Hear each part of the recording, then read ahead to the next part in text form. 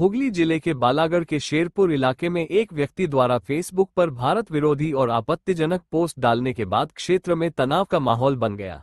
स्थानीय लोगों का आरोप है कि उक्त पोस्ट देश की सांप्रदायिक सौहार्द और एकता के खिलाफ है।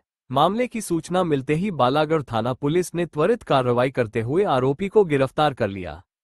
हालांकि इससे नाराज भाजपा समर्थकों और स्थानीय नेताओं ने शेरपुर असम रोड पर विरोध मार्च निकाला और सड़क को लगभग 40 मिनट तक जाम कर प्रदर्शन किया। प्रदर्शन के दौरान भाजपा के पूर्व अध्यक्ष तुषार मजूमदार, जिला महासचिव सुरेश साव सहित कई स्थानीय नेता मौजूद रहे। प्रदर्शनकारियों ने मांग की कि आरोपी को सिर्फ गिरफ्तार करना पर्याप्त नहीं है, बल्कि उसे बॉर्डर तक ले जाकर पाकिस्तान भेजा जाना चाहिए। भाजपा नेताओं का कहना है कि देश विरोधी गतिविधियों में शामिल व्यक्ति को भारत में रहने का कोई अधिकार नहीं है।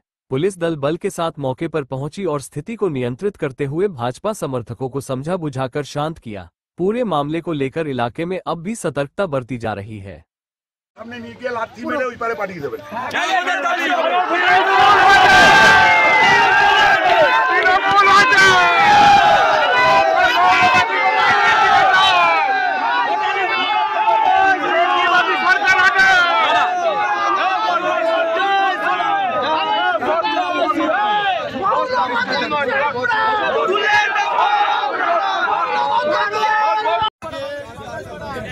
দেশের সেন্সিটিভ অবস্থা আজকে পাকিস্তানের বিরুদ্ধে আমাদের ভারতীয় সেনারা যেভাবে লড়াই করছে, দিনের পর দিন, রাতের পর রাত, তারা যেভাবে লড়াই করছে আমাদের সুরক্ষার জন্য, ভারতবাসীর সুরক্ষার জন্য, ভারতবর্ষের মা বোনদের সুরক্ষার জন্য, আর সেখানে একটা কুলঙ্গার এই যে আজকে দেশদ্রোহী সন্ত্রাসবাদী আজকে সেই শামছের সে কি করেছে, বলছে যে ভারতবর্ষকে নাকি ধ্বংস করবে পাকিস্তান।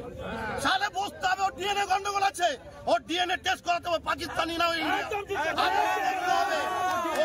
টেস্ট করে ওর বাড়িতে ইমিডিয়েটলি ওর তদন্ত করতে হবে যে পাকিস্তানি না ইন্ডিয়ান। আগে ওটা দেখে তারপরে ওর ব্যবস্থা নিতে হবে, ওকে এখান থেকে তাড়াতে হবে, ওকে ইমিডিয়েটলি তাকে তাড়াতে হবে। ওকে বলা বলে রাখা যাবে না যে ভারতবর্ষের খাবে, ভারত মায়ের খাবে আর ভারত মায়ের বিরোধিতা করবে, সেরকম এখানে চলবে না। ভারতবর্ষে একটা কথা চলবে, ভারত মাতা কি জয়।